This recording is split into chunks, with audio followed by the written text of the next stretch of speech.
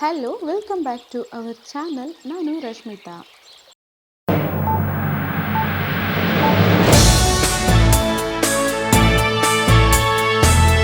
ಕೆಲವು ಹುಡುಗಿರು ಅಂದ್ಕೊಂಡಿರ್ತೀರಾ ಹುಡುಗರು ತುಂಬ ಸ್ಟ್ರಾಂಗ್ ಆಗಿರ್ತಾರೆ ಪ್ರೀತಿಯಲ್ಲಿ ಅಂತ.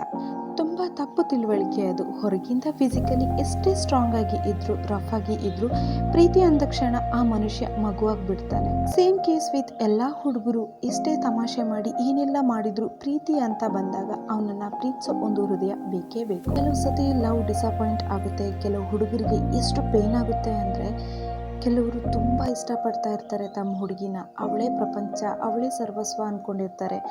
ಅಂಥ ಟೈಮ್ನಲ್ಲಿ ತಾನು ಇಷ್ಟಪಡ್ತಿರೋ ಹುಡುಗಿ, ಪ್ರೀತಿ ಮಾಡಿದ ಹುಡುಗಿ ಬೇರೆಯವ್ರ ಜೊತೆ ಆರಾಮಾಗಿ ಫೇಸ್ಬುಕ್, ಇನ್ಸ್ಟಾಗ್ರಾಮ್, ವಾಟ್ಸಪ್ನಲ್ಲಿ ಚಾಟ್ ಮಾಡಿಕೊಂಡು ಓಡಾಡ್ಕೊಂಡಿದ್ರೆ ಎಷ್ಟು ಸಂಕಟ ಆಗುತ್ತೆ ಗೊತ್ತಾ ಹುಡುಗರಿಗೆ. ಇನ್ಫ್ಯಾಕ್ಟ್ ನೀವು ಬೇರೆಯವ್ರ ಜೊತೆ ಫ್ರೆಂಡ್ ಆಗಿದ್ರು ಸಹಿಸ್ಕೊಳ್ಳೋಕ್ಕಾಗಲ್ಲ. ಪ್ರೀತಿನಲ್ಲಿ ಸ್ವಾರ್ಥ ಇದ್ದೇ ಇರುತ್ತೆ. ಎಲ್ಲ ಪ್ರೀತಿನಲ್ಲೂ 1% ಆದರೂ ಸ್ವಾರ್ಥ ಇದ್ದೇ ಇರುತ್ತೆ. ನಾನು ಇಷ್ಟಪಡೋ ಹುಡುಗಿ ನನಗೆ ಮಾತ್ರ ಲೈಕ್ ಮಾಡಬೇಕು, ನನಗೆ ಮಾತ್ರ ಮೆಸೇಜ್ ಮಾಡಬೇಕು, ನನ್ನ ಪೋಸ್ಟ್ಗೆ ಅವಳದ್ದೇ ಫಸ್ಟ್ ಕಾಮೆಂಟ್ ಲೈಕ್ ಇರಬೇಕು. ಈ ಥರ ಚಿಕ್ಕ ಚಿಕ್ಕ ಪುಟ್ಟ ಆಸೆಗಳು ಪ್ರತಿಯೊಬ್ಬರಿಗೂ ಇದ್ದೇ ಇರುತ್ತೆ. ಈ ಆಸೆಗಳೇ ಇಲ್ಲ ಅಂದಮೇಲೆ ಪ್ರೀತಿ ಯಾಕೆ ಮಾಡಬೇಕು? ನಾನು ಎಲ್ಲ ಹೆಣ್ಮಕ್ಳ ಹತ್ರ ರಿಕ್ವೆಸ್ಟ್ ಮಾಡ್ತೀನಿ, ದಯವಿಟ್ಟು ಮನಸ್ಸಿಗೆ ಇಷ್ಟ ಆದರೆ ಪ್ರೀತಿಸಿ.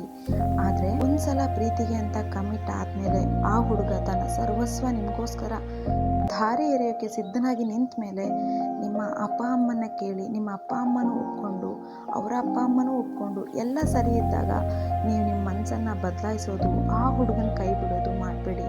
ಕೆಲವು ಹುಡುಗರಿಗೆ ಆ ನೋವನ್ನು ತಡ್ಕೊಳ್ಳೋ ಶಕ್ತಿ ಇರಲ್ಲ. ಎಲ್ಲ ಹೆಣ್ಮಕ್ಳಲ್ಲಿ ಕೂಡ ನನ್ನ ಪ್ರೀತಿಯ ರಿಕ್ವೆಸ್ಟ್ ಇದು. ಅಟ್ ದಿ ಸೇಮ್ ಟೈಮ್ ಎಲ್ಲ ಹುಡುಗರಲ್ಲೂ ಕೂಡ ರಿಕ್ವೆಸ್ಟ್ ಮಾಡ್ಕೊಳ್ತೀನಿ, ನೀವು ಕೂಡ ಯಾರನ್ನಾದರೂ ಪ್ರಾಮಾಣಿಕವಾಗಿ ಪ್ರೀತಿಸಿದರೆ ಅವರಿಗೆ ಖಂಡಿತ ಮೋಸ ಮಾಡಬೇಡಿ. ಪ್ರೀತಿ ಮಾಡಿದರೆ ಅದನ್ನು ಉಳಿಸ್ಕೊಂಡು ಸಂತೋಷವಾಗಿ ಮದುವೆ ಮಾಡಿಕೊಂಡು ಪ್ರೀತಿಯಿಂದ ನೋಡ್ಕೊಳ್ಳಿ. ಪ್ರೀತಿ ಎಲ್ಲದನ್ನು ಗೆದ್ಕೊಂಡ್ಬಿಡುತ್ತೆ. ಕೊನೆ ತನಕ ಉಳಿಯೋದು ಪ್ರೀತಿ, ವಿಶ್ವಾಸ ಮಾತ್ರ. ಯಾವತ್ತೂ ಕೂಡ ಆಪ್ಷನ್ ಇಟ್ಕೊಂಡು ಯಾರನ್ನು ಪ್ರೀತಿ ಮಾಡಬೇಡಿ. ಆಯ್ಕೆ ಪ್ರೀತಿಸೋ ಮುಂಚೆ ಇರಬೇಕು ಹೊರತು ಪ್ರೀತಿ ಮಾಡಿದ ನಂತರ ಅಲ್ಲ.